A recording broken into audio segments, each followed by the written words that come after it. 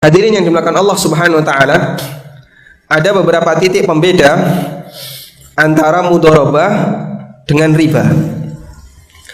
Pada prinsipnya riba itu sebagian besar berasal dari transaksi utang piutang. Makanya transaksi utang dalam Islam hukumnya haram dan dosa besar, strictly forbidden, sangat keras dilarang, jangan sampai menghasilkan keuntungan. Sebagaimana yang pernah disabdakan oleh atau yang pernah dinyatakan oleh sahabat Fudhalah bin Ubaid, kullu qardin jarra naf'an fahuwa riba. Setiap transaksi utang yang menghasilkan manfaat maka statusnya adalah riba. Karena itu pada prinsipnya di sini kita ingin membedakan mana transaksi utang dan mana transaksi mudharabah. Sama-sama menyerahkan uang, tapi ketika aturannya nggak paham, bisa jadi sebenarnya itu transaksi utang, namun dia menganggap kalau itu mudharabah, sehingga dia minta bagi hasil, padahal aslinya dia tidak berhak untuk mendapatkannya. Tayyib. Pembeda yang pertama, transaksi mudharabah, modal itu tidak boleh dijamin. Modal tidak boleh dijamin.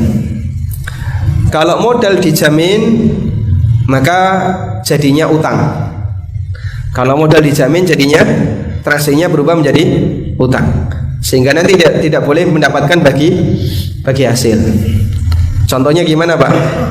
Contoh ya, ada orang ngasih modal kepada orang lain. Ini kamu saya kasih modal 10 juta, silahkan dipakai jualan cilok ya. Nanti kalau untung kita bagi hasil, kalau rugi minimal balik modal. Kalau rugi saya nggak minta bagi hasil, nggak apa-apa, tapi ya minimal balik modal. Boleh nggak seperti ini? Kenapa nggak boleh? Kenapa nggak boleh? Dia minta modalnya dikembalikan. Minimal balik modal itu sama dengan modal dijamin. Minimal balik modal itu sama dengan modal dijamin. Nah kalau modal dijamin nggak boleh. Kenapa kalau modal dijamin nggak boleh? Karena kalau modal dijamin itu akadnya utang jadinya. Dan kalau akad utang, Anda tidak berhak untuk meminta bagi hasil. Utang plus bagi hasil itu riba. Utang yang ada tambahan bagi hasil itu apa? Riba. Tayyib. Apa dalil kalau modal tidak boleh dijamin? Dalilnya sabda Nabi sallallahu alaihi wasallam dalam hadis yang diriwayatkan oleh Imam Ahmad. Beliau mengatakan wala ribhu ma lam tudman. Wala ribhu ma lam tudman. Tidak boleh ada keuntungan yang tidak menanggung resiko kerugian. Karena itulah dalam mudharabah berlaku rumus keseimbangan. Peluang untung sama dengan resiko rugi, sehingga siapa yang mau untung harus siap buntung. Sehingga gak boleh saya maunya untung, gak mau rugi. Ya, semua juga kayak gitu. Kalau Anda cuma maunya untung dan gak siap dengan resiko rugi, itu prinsip Yahudi. Dan itulah transaksi ribawi. Karena siapa yang mau untung maka dia wajib untuk nanggung resiko rugi, karena peluang untung berbanding lurus dengan resiko rugi. Sebaliknya kalau riba modal dijamin. Kasusnya seperti tadi, ada orang yang ngasih modal, kemudian dia mendapatkan jaminan, Bapak nanti kalau kami untung saya kasih bonus sekian. Namun kalau rugi, ya mohon maaf, kami hanya bisa mengembalikan modalnya saja. Transaksi seperti ini hukumnya apa? Riba. Karena ini sama dengan utang yang memberikan keuntungan. Tayyib. Maka insyaallah, alhamdulillah. Yang kedua dalam mudharabah bagi hasil itu berdasarkan nilai untung dan bukan berdasarkan modal. Dalam mudharabah bagi hasil berdasarkan untung dan bukan berdasarkan modal. Karena itu jika ada transaksi mudharabah tapi bagi hasilnya berdasarkan modal bukan berdasarkan untung, maka transaksi ini riba. Contoh ya. Contohnya gimana Pak? Misalnya ada orang ngasih modal. Ini saya kasih modal, lalu pihak pelaku usaha mudharib menjanjikan, pokoknya nanti gini aturannya, Bapak duduk manis saja, nanti tiap bulan saya kasih 2%. Saya kasih 2%. 2% dari mana? 2% dari 10 juta. Sudah? Berarti dia 2% dari apa? Modal. Kalau 2% dari modal, ini riba. Kenapa? Nanti jadinya flat. 2% kali 10 juta ketemu berapa? 200.000 terus tiap bulan, sehingga nggak berubah-ubah. 200.000 terus. Ya, ini nggak ada bedanya dengan bunga bank. Itulah riba. Tapi yang benar gimana? Bagi hasil itu berdasarkan keuntungan. Sehingga perlu Anda bedakan yang fix itu nisbah bagi hasil, itu fix. Saya dikasih berapa besok? Bapak saya kasih 40%, itu fix. Baik, setuju. Tanda tangan 40%. Nah, ini boleh tidak berubah. 40% kali apa? Kali modal. Ya bangkrut. Sebulan langsung 40%, 3 bulan balik modal plus tambah untung. Langsung kukut usaha yang dijalankan. Dan nggak bakalan mungkin kalau kali modal nilainya besar. Pasti 40% itu kali hasil, kali untungnya. 40% dari untung. Baik, fix 40%. 40% karena kali untung, berarti nanti nilainya fix atau fluktuatif?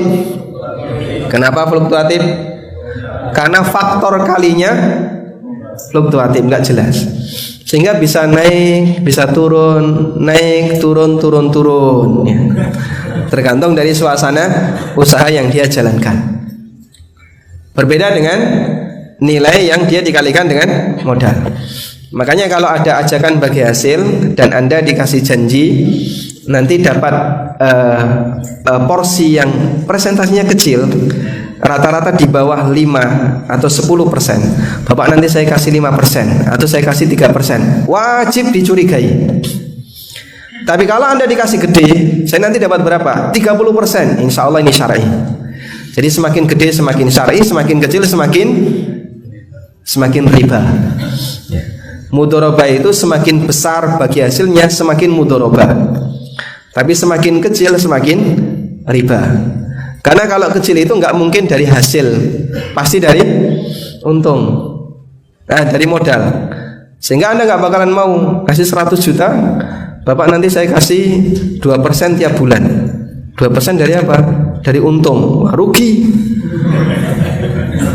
Anda nggak bakalan mau, pasti Anda akan minta lebih, 20% atau 30%. Baik, bisa dipahami insya Allah. Kemudian juga dalam mudharabah nilai bagi hasil itu tidak pasti, dalam arti fluktuatif. Terkadang besar, terkadang kecil. Kenapa? Karena yang namanya hasil tidak ada yang tahu kecuali Allah. Ini masuk dalam ranah takdir. Orang nggak ngerti. Karena nggak ngerti, tergantung kepada takdir. Dan rezeki manusia itu sesuai kehendak Allah, maka bisa nilainya besar, bisa nilainya kecil. Sehingga dalam akad mudharabah nilai bagi hasil itu fluktuatif. Sebaliknya kalau riba, ciri khasnya dia flat. Bapak silahkan kasih modal 100 juta, nanti insya Allah tiap bulan sudah masuk ke rekening 500.000. Anda duduk manis saja, 500.000 langsung masuk ke rekening tiap bulan. Sudah? Yang flat seperti ini syar'i tidak? Kenapa tidak syar'i? Kenapa tidak syar'i? Karena dia berarti menentukan jatah tertentu dalam bagi hasil. Tayyib.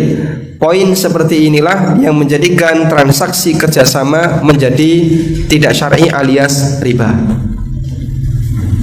Apa dalil kalau ini dilarang? Dalilnya adalah hadis Nabi sallallahu alaihi wasallam yang diriwayatkan oleh Muslim. Rasulullah sallallahu alaihi wasallam melarang beberapa bentuk transaksi. Di antara yang beliau larang adalah naha Rasulullah sallallahu alaihi wasallam 'anil muhaqalah wal munabadah wal muzabanah. Rasulullah sallallahu alaihi wasallam melarang transaksi muhaqalah, munabadah, muzabanah, wa 'ani sunya, dan juga beliau melarang transaksi as-sunya. Yang saya soroti di sini bagian beliau melarang muhaqalah. Apa itu muhaqalah? Pengertian yang disampaikan oleh An-Nawawi dan para ulama yang lainnya, dan juga yang ini disebutkan oleh Muhammad Fuad Abdul Baqi dalam ta'liq beliau untuk Sahih Muslim. Yang dimaksud dengan muhaqalah adalah al-muzara'ah ala nasibin ma'lum, transaksi mengelola tanah dengan jatah tertentu. Misalnya begini, saya punya lahan, Anda punya uang, lalu Anda ngasih modal, Pak saya kasih modal 10 juta, silahkan dipakai untuk tanam bako. Oh nggak boleh ya, contohnya nggak bagus ya, kita ganti, silakan dipakai untuk tanam lombok ya. Tapi nanti perjanjiannya begini Pak, perjanjiannya ini ada 2 peta ya, nanti hasil berapapun saya minta 5 juta. Jadi 10 juta balik plus saya dikasih 5 juta. Bapak mau panen raya, panen besar, panen kecil, pokoknya saya minta 5 juta. Kan ada seperti itu ya. Ini namanya apa tadi? Namanya apa? Muhaqalah. Namanya muhaqalah. Sehingga dia melakukan transaksi kerjasama mengelola lahan untuk dikembangkan menghasilkan komoditas tertentu, namun pemodal minta nilai tertentu. Pokoknya apapun resikonya saya minta 5 juta.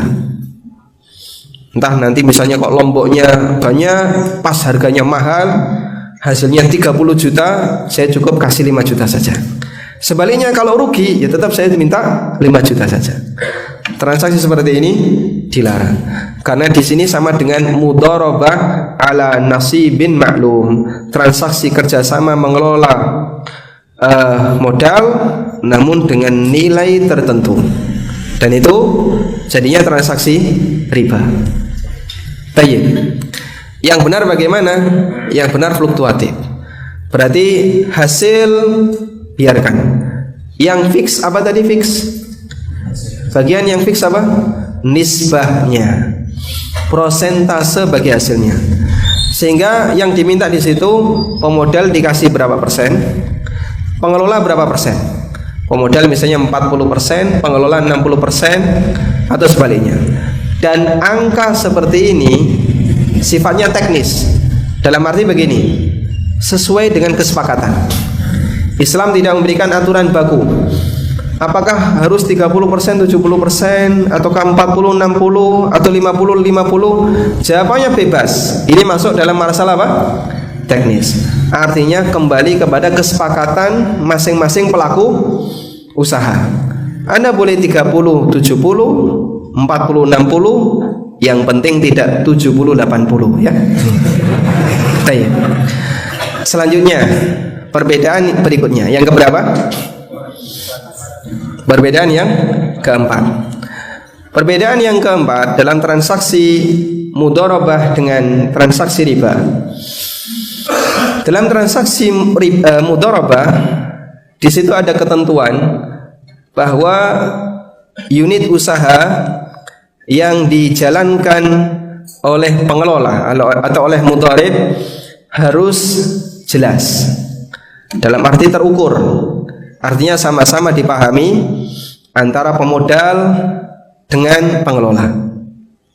Karena itu kalau unit usahanya nggak jelas, maka ini salah satu di antara ciri riba. Karena kita tidak bisa mengukur resiko dan tidak bisa mengukur peluang untung. Sebagai contoh, ada orang yang mengumumkan crowdfunding, menarik dana dari para investor, crowd investment. Bagaimana cara menarik dana dari para investor? Silakan Bapak Ibu yang punya duit nganggur, dimodalkan ke kami, nanti akan kami jalankan untuk usaha. Sudah Bapak Ibu nggak usah tahu usaha apa yang kami jalankan, yang penting pokoknya usaha kami halal. Ya, entah usaha kami ini usaha yang real atau usaha yang gaib, wallahu alam. Ya. Pokoknya usaha kami menguntungkan. Prinsip seperti ini nggak boleh. Karena dalam mudharabah harus jelas unit usahanya. Sehingga kalau nggak jelas, ini salah satu di antara pelanggaran dalam mudharabah. Dan nanti bagi hasilnya bisa bermasalah. Pokoknya para pemodal dijanjikan bagi hasil. Usahanya apa? Gak ngerti. Dan ini yang paling semarak di masyarakat kita. Anda terkadang atau banyak di antara tawaran-tawaran yang tersebar di masyarakat, yang kalau secara perhitungan itu mustahil, gak masuk akal. Tapi banyak orang yang percaya. Dan ternyata kalau kita telusuri, sebenarnya yang terjadi bukan akad mudharabah, tapi money game, permainan uang. Permainan uang. Contoh yang paling sering kita, atau yang kemarin sempat semarak ya, tentang masalah pengembangan jabon ya. Jati bonsor. Sudah pernah dengar ini? Jadi dia menawarkan kepada para kliennya, silakan bayar 3,5 juta. Nanti biaya ini akan kami gunakan untuk beli bibit. Lalu bibit itu akan kami kembangkan, terus kami jual. Tapi di situ ada iming-iming. Kalau Anda bisa mendapatkan downline, maka per downline kami kasih 500.000. Sehingga kalau saya daftar bayar 3,5 juta, kemudian saya ajak murid-murid saya yang SD ya, ayo minta kepada bapak ibunya masing-masing 3,5 juta, daftar di sini. Nanti kita akan kembangkan bisnis, unit usahanya adalah pengembangan jati. Maka 7 orang tutup modal, dan saya bisa mendapatkan hak 1 unit jati yang akan dikembangkan. Ini mudharabah bodong ya. Memang nggak ada realnya. Anda bisa bayangkan, mustahil ngajak orang sebanyak-banyaknya kemudian nanti akan dikembangkan untuk menanam jati. Di mana lahannya? Dan mana buktinya? Terus bagaimana peluang jati itu bisa bertahan hidup sampai besar? Sehingga hampir mustahil. Belum lagi kita tidak terkena biaya perawatan. Terus pokoknya wani mati 3,5 juta ya, tanam saja 3,5 juta, nanti hasilnya bagaimana? Anda akan dapat untung nanti jadi 5 juta. Nah, ini transaksi mudharabah yang batil. Dan ternyata sebenarnya itu cuman money game. Bagaimana akal-akalan bisa meraup dana dari umat 3,5 juta kali sekian ratus orang, sekian ribu orang, kemudian uangnya dibagi-bagi 500.000, terus uang ini wallahu alam entah bagaimana caranya agar nanti bisa dikembalikan kepada para pemodal senilai 5 juta. Dan peluang gagalnya besar. Karena tidak ada unit usaha real yang berlaku di situ. Tayyib. Karena alasan inilah kenapa mudharabah di bank syariah belum memenuhi kriteria. Anda ketika masuk di bank syariah betul diberi edukasi terlebih dahulu oleh CS-nya ya. Oleh CS-nya di sini ada 2 pilihan produk kami. Antara wadiah atau mudharabah. Kemudian dikasih presentasi yang kurang lebih hanya 15 menit. Dan Anda pokoknya diminta dong radong kudu dong. Pokoknya harus paham. Singkat cerita, misalnya Anda memilih mudharabah, di situ dijanjikan akan ada bagi hasil. Pernah nggak bank bercerita, lalu kalau saya ngasih modal ini misalnya 10 juta ke bank, saya naruh duit ini 10 juta ke bank sebagai mudharabah, unit usahanya bank itu apa? Bank nggak bisa menjelaskan, karena memang mereka tidak punya usaha real. Sehingga posisi bank, dia mau mengembangkan usaha apa? Bank tidak jual beli barang, bank tidak punya usaha real. Yang bisa dilakukan oleh bank hanyalah mengalihkan dana itu kepada mudharib yang lain, kepada pengelola yang lain. Dan itu pun kita tidak dapat laporannya. Makanya model seperti ini tidak memenuhi kriteria mudharabah yang syar'i. Kesimpulan ini bisa kita tarik dari penjelasan yang disampaikan oleh Ibnu Rushd. Beliau mengatakan bahwa ulama dari berbagai negeri ajma'a kullu ma nahfadhu min ahli ilmi fil amsar. Para ulama yang kami ketahui dari berbagai daerah telah sepakat bahwasanya tidak boleh dilakukan bagi hasil dalam mudharabah kecuali dengan kehadiran sahibul mal. Artinya para ulama mensyaratkan dalam mudharabah harus ada transparansi. Sehingga kalau tidak ada transparansi, maka ini mudharabah yang tidak memenuhi standar ijma' ulama sebagaimana yang tadi disampaikan oleh Ibnu Rushd. Saya betul tidak bisa memberikan dalil Al-Quran dan Sunnah, tapi Ibnu Rushd menyampaikan adanya ijma' dalam masalah ini. Dan ijma' termasuk dalil. Apa dalil kalau ijma' adalah dalil? Dalilnya firman Allah, fa in tanaza'tum fi syai'in farudduhu ila Allahi war Rasul. Kalau kalian berselisih pendapat dalam satu masalah, maka kembalikan kepada Allah dan Rasul, kembalikan kepada Al-Quran dan Sunnah. Berarti kalau tidak berselisih pendapat, itu adalah kebenaran. Paham? Tayyib. Karena itu berdasarkan penjelasan yang disampaikan oleh Ibnu Rushd, maka dalam transaksi mudharabah, siapa yang ingin mengembangkan usahanya kemudian dia memberikan dananya kepada seorang pengelola usaha, di situ harus ada penjelasan jenis usaha apa yang dijalankan. Dan masih banyak tawaran-tawaran seperti ini yang sebenarnya itu hanya bersifat manikim. Tayyib, saya tidak akan melebar membahas masalah gharar, karena kalau gharar nanti kajian kita butuh waktu yang panjang. Sehingga tentang manikim sebenarnya di sini bias antara posisi riba ataukah posisi gharar, dia bisa didekati dari larangan gharar dan juga bisa didekati dari larangan riba. Prinsipnya kalau dalam transaksi yang mengatasnamakan mudharabah, tapi di situ tidak ada usaha real yang bisa dijalankan dan tidak ada usaha yang terukur di situ, maka Anda wajib untuk menghindarinya. Tayyib.